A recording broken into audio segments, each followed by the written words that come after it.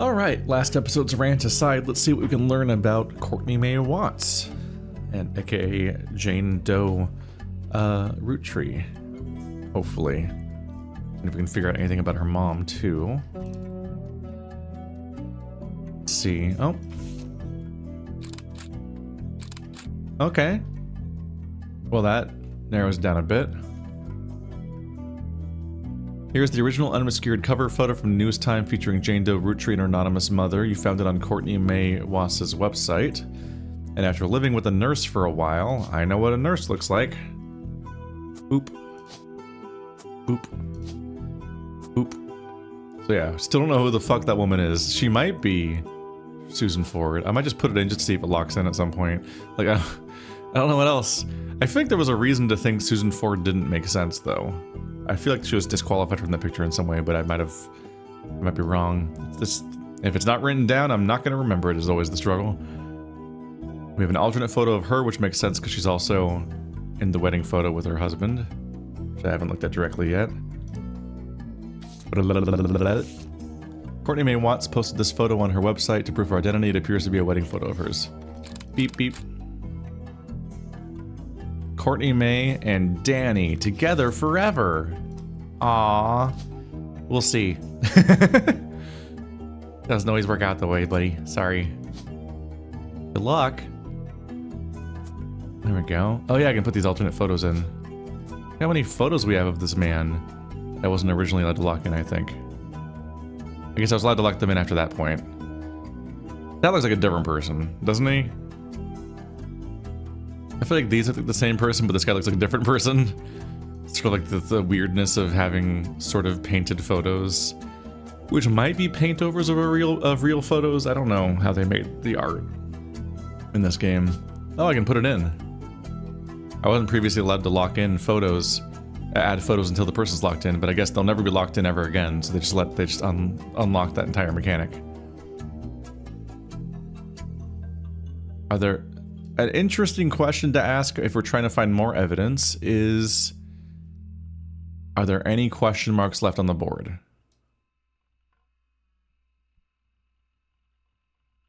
Let's see. Are there any other men? Nope, those are all locked in. Any more women? Those are all in. Or like they're put in somewhere at least. That may or may not actually be her.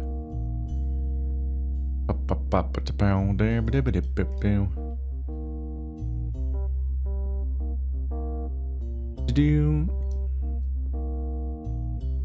looking for question marks, but I'm just kind of having to like scan over the whole thing. Because I think most of these were filled in. In that I think the game doesn't import your save in any way from the previous game. It just has a set starting point for this version, and that's just what you do. Based on that, yeah.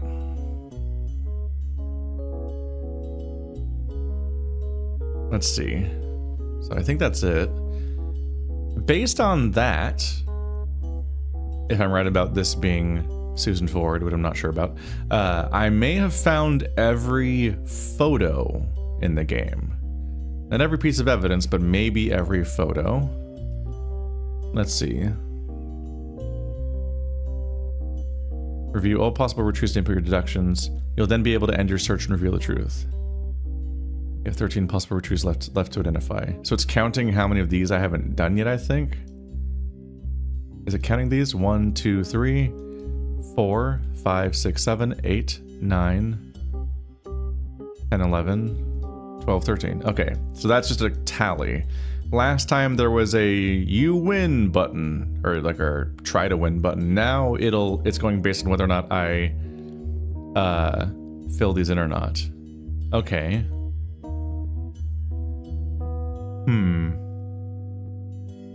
Question is, what the fuck do I do going forward at this point? What was the weird one? You were the weird one, right? That's worth looking into. I'm curious about this because she's the one that's into is a weird way to put it. She's a proponent of adoption and lives the life of adoption, supposedly. And so we think that one or both of these people might be adopted. I was struggling with that because of the fact that my job was to fill in this tree. So I kind of had to like convince myself they're all root trees in order to do the tree. But that's actually not the case, huh? Like my job was to fill in a list of people that have a direct connection. Basically just who are all the people that Guy Hudson fucked, and I guess in some cases other people. And then I go through and just fill out what the family tree is of that's downstream of that, because we can't prove if they're an heir or not for sure, because you have to do the, was it the Maury was the guy's name? The "you are not the father" like show. You gotta do the DNA test. You gotta the only way to prove it is to actually prove that that's the person that they had sex with, and that's how the baby happened, and so on. Or prove they've never had sex outside of that one incident ever, and therefore it's the only possible father. They don't have you dispute Carol Jones, because this is not in dispute at all. It's just Stephanie Lanton had a baby. This is just it literally is just an update to the family tree, and that we knew she was going to have a baby shortly after the original game took place. But everybody else is up for dispute, with no exceptions, I think, except they just don't bother asking us if the people downstream are up for dispute, which does save us from having to litigate this whole mess about her having a daughter that she treats as her sister, who I don't remember. I guess Sharon must know that she's actually her mom by now. She just grew up thinking she was sister. None of this matters. None of this stuff downstream matters. All that matters is Frank Williams. All that matters is Stuart and Mark Clementine, because everything downstream is just, they're either heirs or not based on that person, unless we're going to dispute every single one of those relationships as being legitimate or not, which is honestly on the table in real life terms, at least. What's funny is that like we've successfully verified that Courtney Mae Watts, we successfully verified who Beatrice Watts is and what this relationship likely was. We have not verified if she's actually the baby or not. But like they got as far as they did get as far as the DNA test. I really want to say that she is a Roottree blood relative. Interesting. Smoking guns found 5 out of 6. Ooh, okay, this is helpful. This is something. Another fourth wall break happens where they kind of just tell us how it works. Unobscured news time cover, company records, Courtney Mae Watts, anonymous mom, news time. Okay, they tell us if we're missing evidence. There's things they call them smoking guns, literally, and tell you whether or not you're missing any.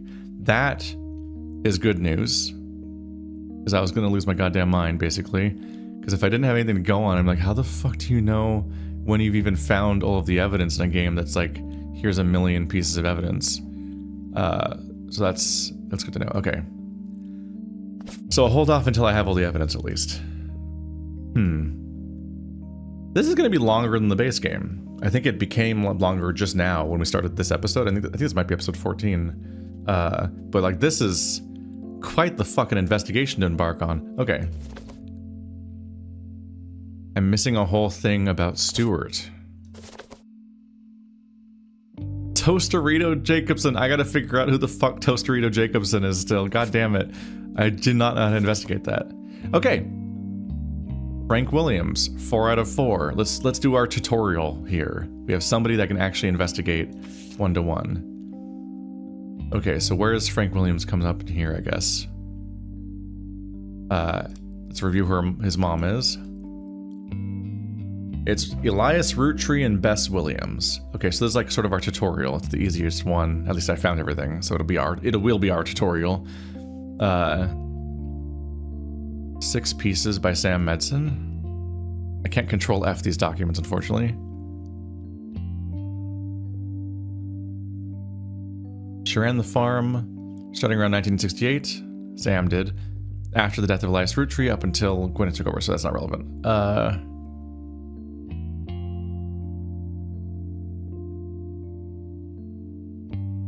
1964. Okay.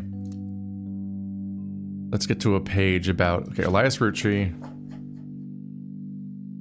Elias died in 1968. I think it just said 1964 a second ago for some reason. That just happens a lot. My mouth just says a different thing than what I'm reading or thinking. And then people are like, do you have dyslexia? And I'm like, what did I say? Oh, fuck. So he died in 1968. That could be important. This guy, did he go to prison? No. This isn't the guy who went to prison. He did have a birth date. He died in 1996 at the age of 74. To shorthand this, I'm going to do 1996 minus 74 in a browser so I don't have to check. So he was born in 1922. That's way before Elias died. Not even close. Okay. Frank was born in 1922. I typed that in, right? 1996 minus 74. Yeah, so he was born in 1922. Give or take a year, given the slight... No, I guess that still works out that way. I was just thinking about how, like, math, like, you gain age at a specific time of year, so there might be a margin of error of 1 year sometimes about shit or whatever. Blah. Okay, so he was born in 1922. Possible infidelity, 1921. Well, that sure do line up, don't it? Yeah, okay. So the age checks out. He's founded in 1908. Don't know how old Elias was at the time, but I guess it doesn't necessarily matter. So the date of the supposed infidelity is predated to be 1 year before when the fuck happened. Sorry, one year before he was born, when that perfectly lines up. So we're not worried about that. That seems to make sense. Let's see here. What do I know about what comes up in 6 pieces specifically? Secretary named Elizabeth. Different from the farm. But isn't this is Bess, not Elizabeth. Bessie is a different name completely. At least one politician. Elizabeth had a daughter. This is all guy stuff, right? Right?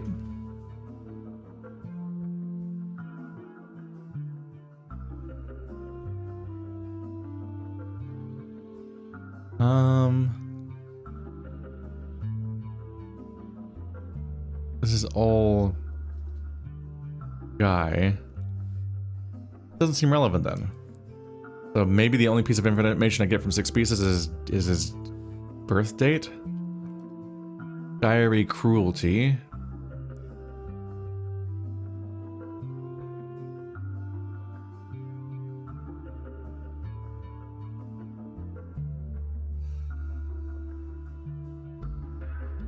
This is her just thinking it's crazy people remarry?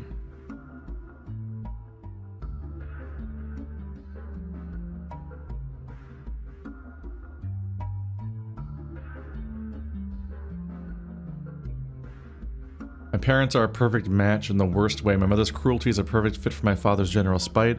In turn, Pop's status enables her incessant need to gloat and feel superior. I've grown up my entire life. Okay. Blood is thicker than syrup, but nothing's thicker than Elias. Well, good for him. They mimic Grandma Gwyneth's lisp. Elias. Please remember them. I'm gonna put one eye on Miracle. This is just mean. That's how we know she has a lisp. Which is why we know that she was saying Bess, not Beth, when the other child overheard.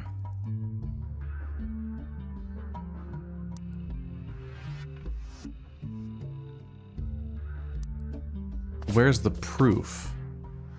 Those don't feel like smoking guns unless I just don't remember what a smoking gun means. Unless we disagree. Let's see.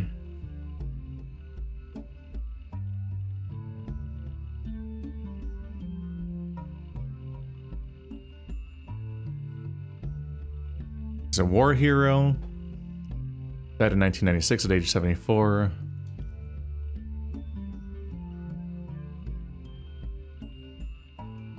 He grew up an orphan because his family died in a hurricane when he was very young. He could barely remember his mother and had no memory of his father. After the war, he ran a construction company and mainly hired... Okay. The veteran part. No memory of his father.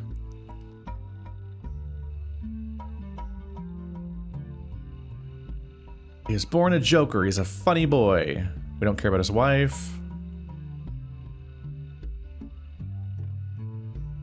They were both already named Williams.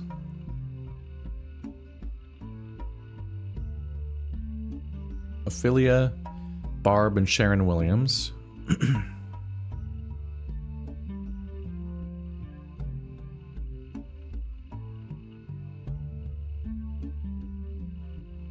He grew up an orphan. Does that contradict anything that we know? He died tragically young in a major hurricane that struck the area in 1926.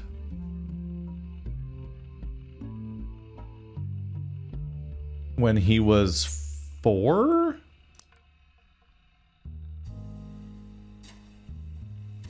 Yeah.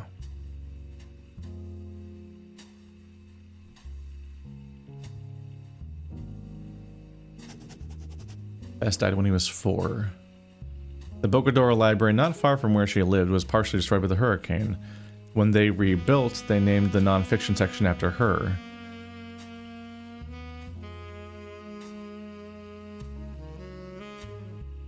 Bess Williams. These are the smoking guns?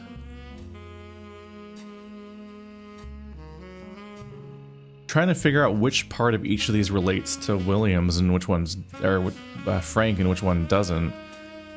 Because, like, they have... Like, what's the point of the lisp? Why do we care about the lisp part? Blood is thicker than Sierra, but nothing's thicker than Elias. They have the bit about Gwyneth's lisp. But, like, this part doesn't mention Beth. It was the other one that mentions Beth, but that's not a smoking gun, apparently, so we're not supposed to be looking at the...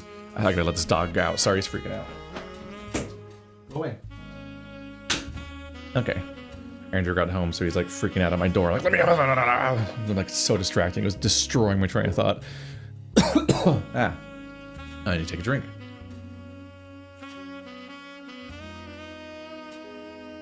I hate this. There's such a fucking uncertainty to it. I want to say yes. Like, I want to say that he's 100% yes, because, like, what else do you go on? But I don't know what the standard for proof is. The dates line up, but I have no proof.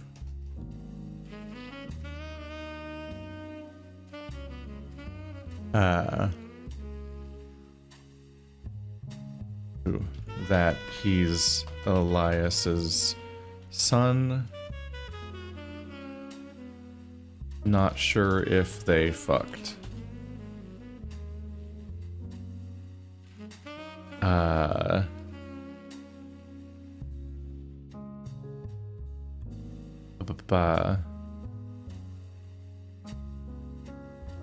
Miss Roottree knew about Bess, but not sure if they actually had a child. Getting rid of that middle part and reformatting my thing real quick. Leave this for now, because I don't know if I want to put it in yet. Like, I think I want to look for more evidence of how this game verifies, like how I need an actual smoking gun. I need one of these to be really definitive, so I can have a standard for what definitive feels like. Because, like, the dates line up, and, like, we know that Gwyneth, that's her name, Gwyneth knew about Frank, or specifically, sorry, knew about Bess, but we don't know for sure that she had a child. But he was born 1 year after the supposed infidelity. But she'd also, somewhat inconveniently, died immediately. She moved across the country and then died, if I remember correctly. She moved to like Miami or Orlando or something. It's one of the multiple Florida families. So she has no testimony, no like belongings. It seems like the house got destroyed in the hurricane, I think is the implication. So there's no like weird relics and photos and letters or any evidence of anything that happened with them in general, which is unhelpful.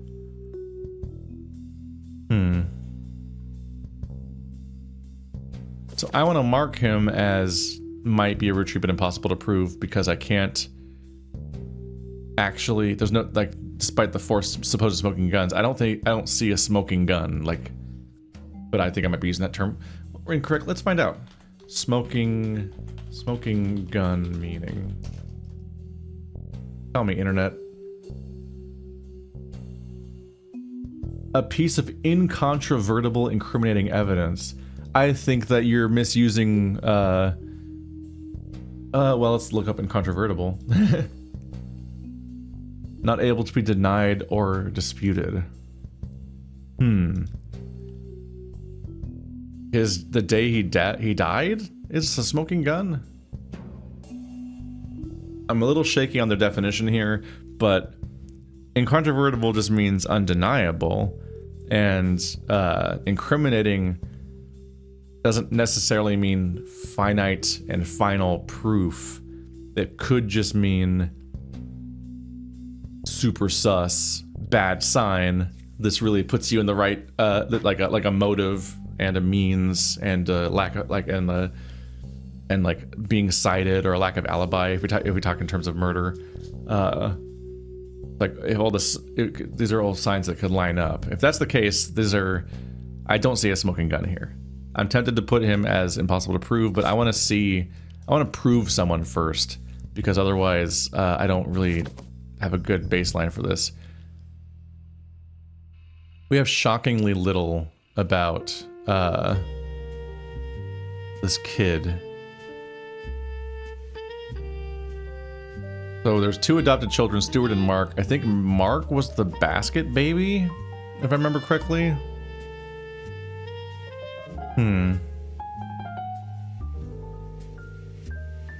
This is Mary-Beth Clementine in the Google search. Let's see, where is she? Where is she? Travel the country.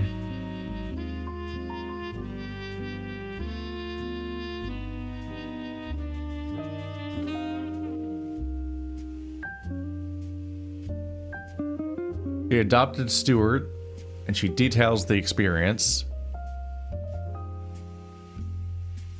But then Mark is supposedly under unusual circumstances. And Mark was the basket baby. Mark was targeted. Mark was left on her doorstep. Which might lead to a thing where maybe Stuart is a genuine adoption and Mark was specifically left by... was it Miracle? Yeah, this is Miracle's problem.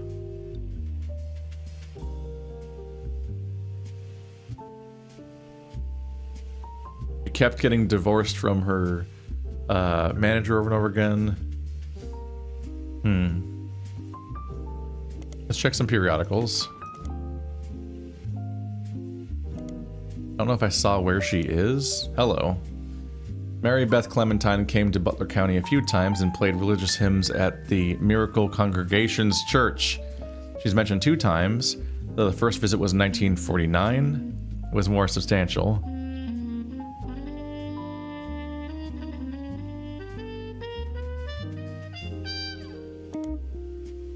Might be able to do age math again. Miracle Congregation welcomes Mary-Beth Clementine with open arms.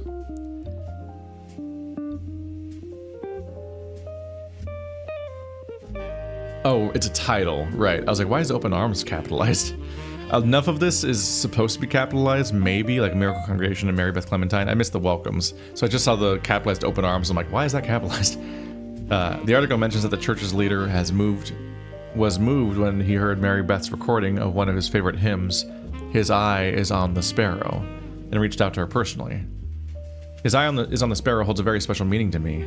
As you know, I've been had a very difficult upbringing, and it's no secret that my own eyes have always been a source of struggle. The song is about overcoming sadness and hardship through Jesus. If God can find a way to watch over every sparrow, he can certainly watch over those made in his image. My family's fortune does me no good as a man of the Lord. It's much better spent spreading his word. And I've felt a kinship with Mary-Beth ever since I heard her voice. When I learned her personal story, I knew I had to help her in whatever way I could. The Bible is full of adoptions, from Moses to Esther. Spending your life taking care of those helpless to help themselves is incredibly noble. She and her son are welcome to stay in our guest home.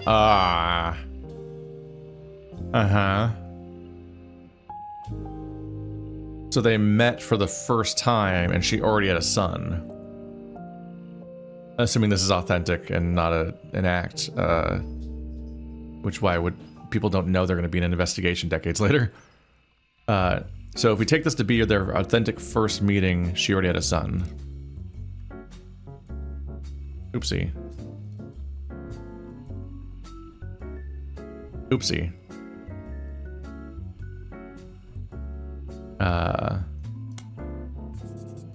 Miracle.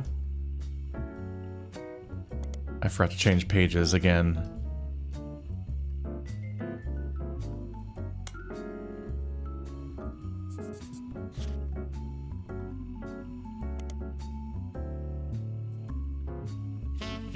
If we take this at face value, she already had a son when she first met Miracle Roottree. So that's a smoking gun. The second visit is a few years later in 1953. The article mentions that her first visit was a massive success, and at the insistence of Miracle's congregation, she returned for an encore performance. It also mentions the unusual circumstances of her second son's adoption have prevented her from touring recently, but doesn't clarify.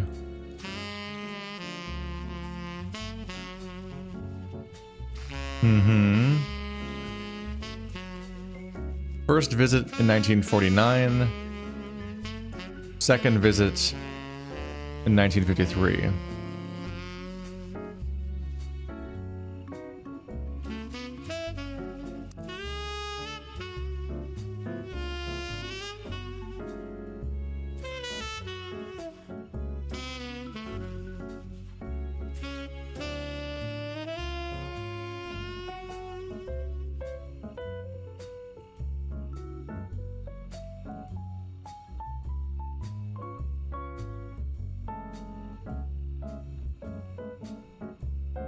Type quickly.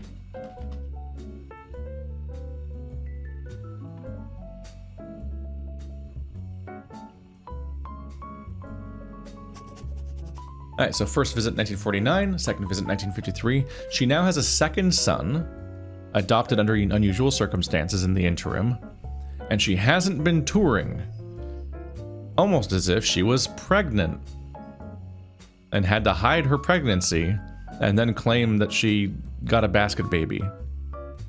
The basket story is likely completely fabricated, because she specifically stopped touring during this time. That is suspicious. Is that all the pieces of evidence? For him it is. For you, there's more. I think we can definitively say that you are not a Roottree, Clementine Stewart, because you were born before they even met, and that I'm just gonna hope that's all there is to it, because even the game's like there's barely any evidence here, so I assume that's all I was supposed to pick up on. God, I hope I'm right about these things. It's agonizing that I have to get this entire thing in, and the game won't tell me if I was right, because I have been incorrect a lot so far, and you somewhat rely on the game not locking in your wrong answers and you being like, uh-oh. All right, I need to think about something else. All right, Mark Clementine. If that is your real name, is your real, I think it's your real name. I'm gonna hope it's Toasterita Jacobson related because this has never gone anywhere.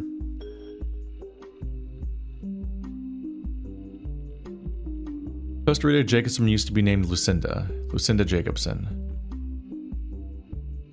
Who the fuck is that? Like, that's the search result for Lucinda Jacobson? Who is Lucinda Jacobson? That doesn't help. But it's the person who bailed them out. So they could be tied to the Roottrees, and I don't know how else to look for this than to... Let's see. I guess I could try Lucinda... Nope, they were not named Lucinda Roottree. I think I just have to look through the entire family tree for a Lucinda. For a second there, I thought Bethany and... Yeah, you know, you look pretty different. I mean, older at least. I thought that was the same person for a second there. Jones Patricia. Wilson Stevenson, Lucinda. Looking for a Lucinda. We don't know what her other name might be. Gwyneth, Deborah, Nicole, Stephanie, Kim, Jane. These three. Lauren, Laura. A little too close to your sister's name, man. You guys have issues with weirdly similar names, and it just starts to feel weird at some point, man. Joan, April, November, Diamond, Candy. Just looking for women's names. Christina, Penelope, Gwen, Margolite, Tessa, Nicole, Edith Jacobson. Oh.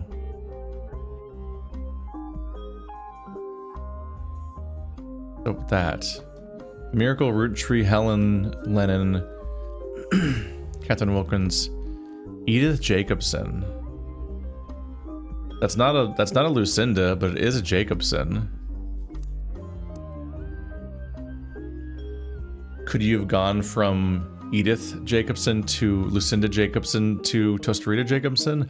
Are you related to Edith Jacobson? That might be related. Edith. You find a link that seems to be a partial and corrupted list of archived articles from Butler County Times. The article is cut off, but it mentions Edith Jacobson and an arrest. All right. There's a Crime Blotter article about Edith Jacobson that also mentions Helen Roottree and Lucinda Jacobson. There you go. In 1971, when she was 18, Edith and her sister Lucinda were arrested for trespassing at the Miracle Congregation's church. Oh, it's these people. That's the sister. Okay. That takes us back to Miracle. That's important. Edith and her sister Lucinda were arrested for trespassing at Miracle Congregation's church in Butler County.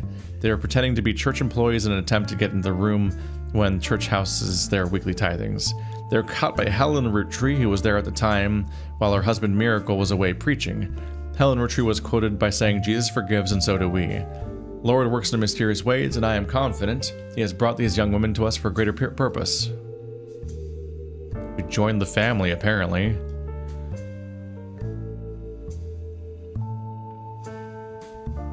I can just include this part in the thing, yeah. Okay, so Edith married Miracle Jr. Lucinda Jacobson changed her name to, I don't remember. Let's see. Look through this again. Toasterito.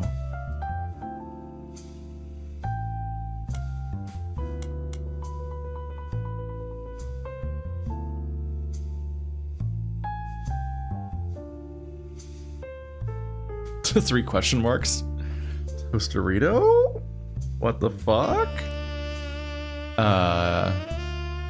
Why did you do that? Okay, so Toasterito was not on the family tree. Well, she is the sister of somebody on the family tree. Oh, that was the last piece of evidence I needed, apparently. Butler County Times, Mary-Beth Clementine, and Edith.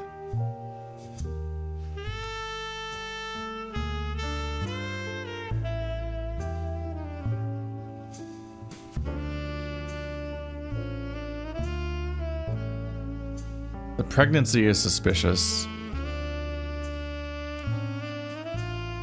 And if she was bailed out by... I mean, that might be enough to say that he's a blood relative. The fact that he was bailed out by Toasterito Jacobson. Fuegos Fiesta Regional Mexican... Oh, crud. Yeah, it was a fucking competition. Free meals for life if you legally change your name to Toasterito. Fucking absurd. Alright. So yeah, Miracle Jr. Was it Miracle Jr.? Am I right about that part? Doesn't really matter, honestly. Yeah, Miracle Jr.'s wife's sister bailed out the son of somebody that we think Miracle slept with. Which also means a lot of people fucking know, apparently, right? Like, that's a lot of separate people that are reasonably aware of what's going on here. Which is kind of wild. I think that's it. I think I'm gonna have to say that he is a blood relative. I think the basket baby is too suspicious. Instead of just having things happen to line up, she very specifically is lying about his parentage. No one lied about Frank Williams' parentage. No one was alive to lie about it. It's just a big question mark. These two people were involved with each other at some point enough to piss off his wife. But we just don't know for sure that they slept with each other. But it's still... I kind of lean more towards yes than no.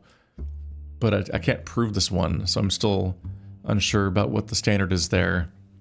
And maybe it is that... Maybe that is a case of a question mark, or maybe I'm supposed to think that the 1 year time gap lining up with the maybe affair that seems likely is like enough. But I think this is a genuine smoking gun, is the fact that Mark is bailed out by a member of the extended Roottree family that has like some level of incognito to like get through with it. That definitely makes me think that he's a member of the family. Okay. What do we want to do next? Fucking doubt. I'm curious how much evidence I have. Oh my god. Fuck. How about you? Still missing one. I'm still missing one more of these two. Whew. What would I be missing?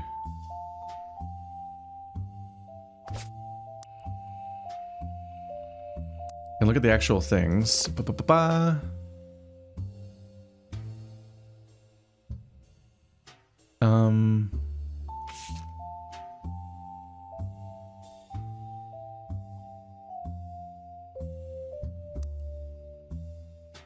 I found more than enough.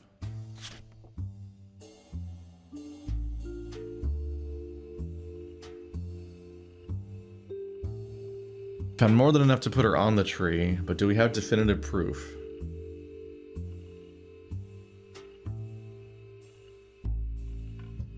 Black text on a white background. Tell you're on one of the few people who has visited it. That's just evidence of why no one noticed, basically.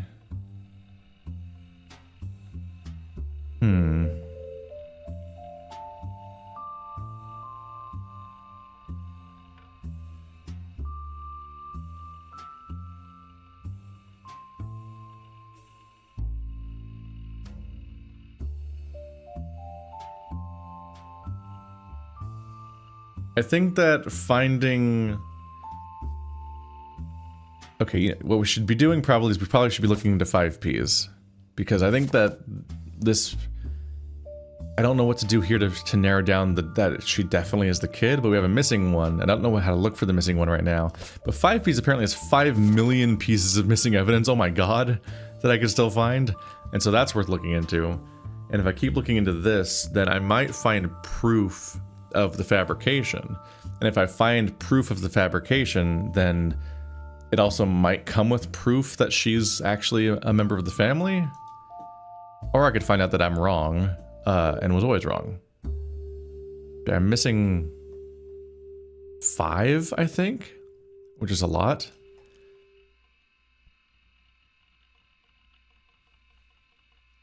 Ruby Spratt's thing was about wealth inequality. If she hates wealth inequality, then you'd think that she'd be trying to get as many Rootrees as possible to, like, sink this family.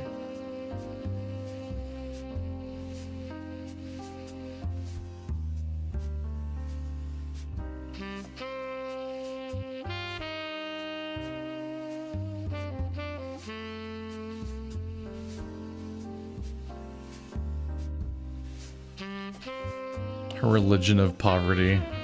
Weird. Alright. Is she anywhere else? This is called Ruby Spratt vs. Sisley Sanchez. Is that one of them? No. Have I seen this one before? News Time briefly covered a lawsuit between Ruby Spratt and Roottrees magazine surrounding science. Largely what we know about. They didn't have the rights for the photos. Roottrees announced apparently that they would be pulling their issue following the day that they were sued, threatened. This caused the issue to sell faster than any of their magazines in history. In the magazine's history. Though only for a day.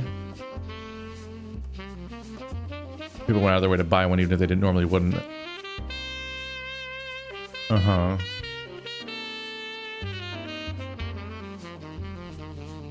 An expert legal analyst from News Times states that it was unlikely that Ruby could have had the story pulled if it had gone to court, and Roottrees likely got more eyes on it than what it would have if the Roottree had just ignored the story.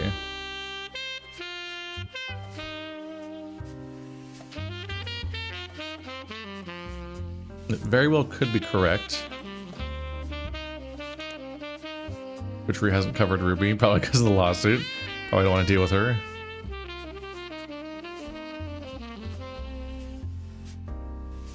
Business Watch Ruby Spratt. Go over as the keepers of the Clancy Trust.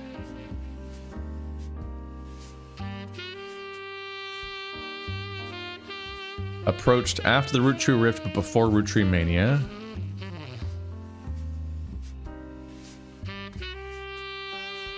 She offered to work for very little money. Do I have a page about Ruby?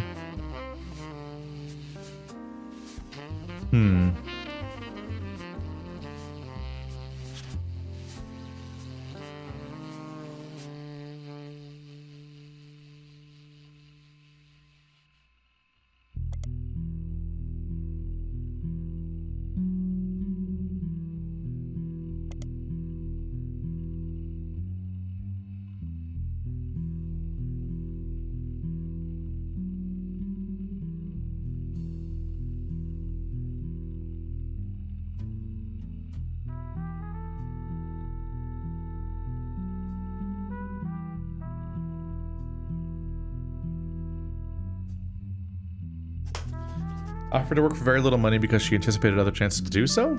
Is she taking a cut from 5Ps? We're curious about Ruby Legal Enterprises. Given that 5Ps launched it, it's kind of reasonable to put it here to talk about Ruby specifically. Although I do have a 5Ps page too. I should bring that up here, closer to that.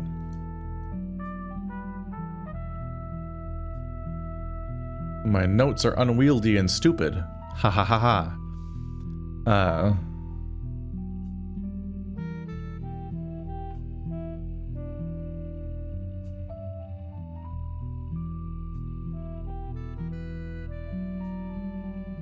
Like, family quickly jumped on this chance, as many family members often attempt to spend as little as possible to keep their shares of the Clancy Trust as high as possible. That's fair. That's worth noting that the, it might have been a bidding war type thing to think about. Like, she might have strategically picked the lowest possible price in order to get in a way that's similar to how the construction companies worked that we talked about earlier a while ago. After looking over the Clancy Trust more carefully than anyone had in years, Ruby came to the conclusion that Clancy Edwards Roottrees implementation was not legally sound and that there would be constant legal challenge without some modifications. The family decided to put her in charge of the trust, both legally and in the public face, to prevent further issues. Law firm and PR firm.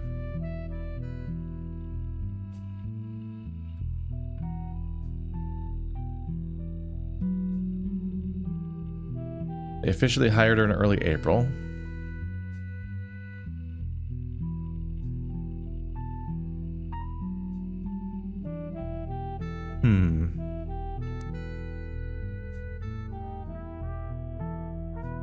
The Fountain of Youth is relevant.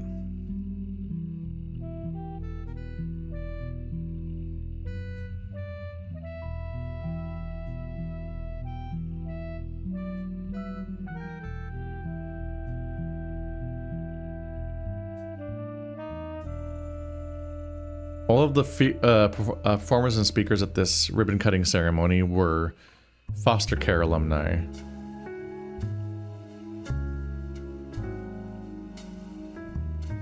Poets, musicians, and dancers. Poets, musicians, and dancers. Are there other people I can tie him to? It's in telephoto.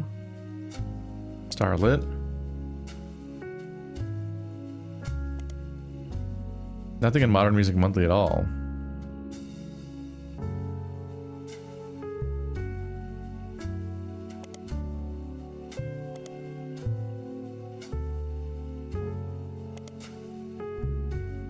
Marrow did not have any reach, huh?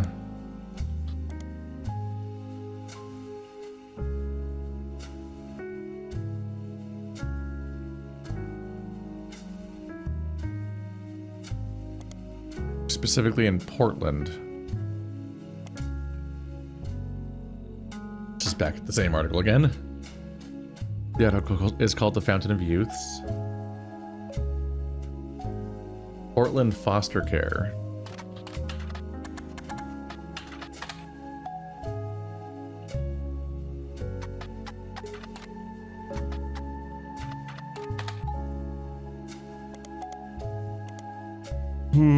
Okay. Is the orphanage we've heard about before in Portland?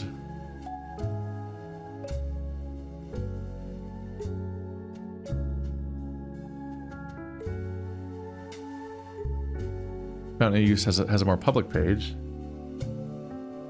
Conceived by Ruby Spratt. Oh.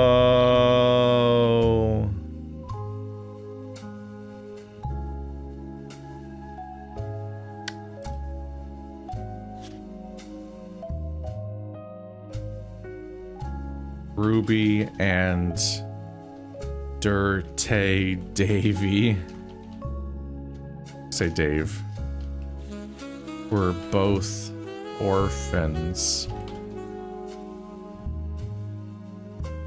in Portland that may have known each other. That's important. That's in Portland.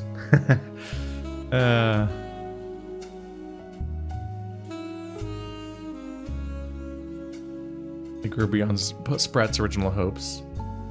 Yeah, it's the investment coin thingy. Okay.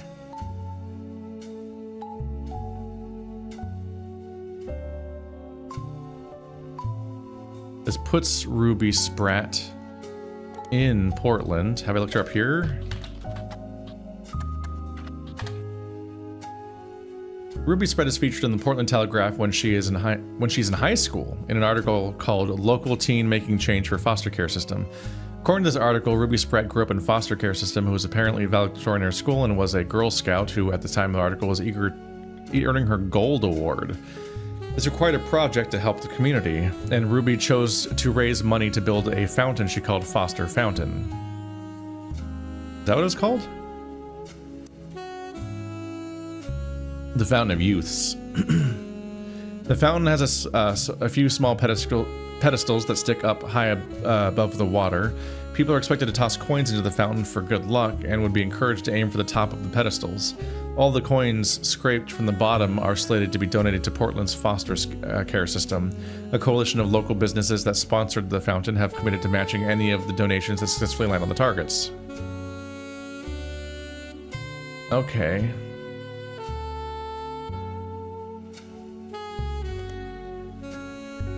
This is technically not... This is more of a putting Ruby in Roottremania so far.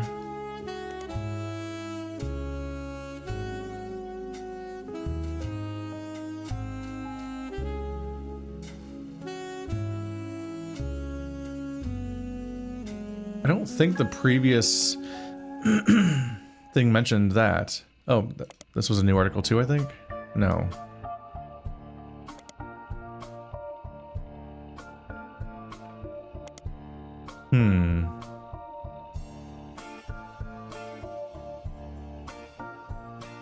She's a really big proponent of the foster care system, having grown up in it. And then she's currently vouching for somebody who's from the same foster care system having stolen the story from somebody else, which is suspicious. And the games like that was new, that was relevant.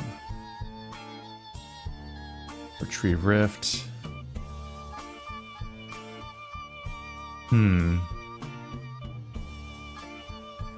So question is... Oh, Nanamom shows up in here, which is suspicious too, but we know that we know why though.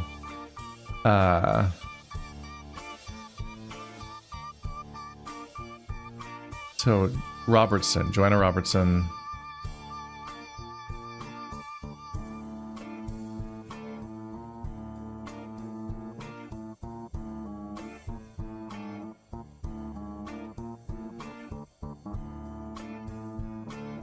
Joanna leaves in 1977.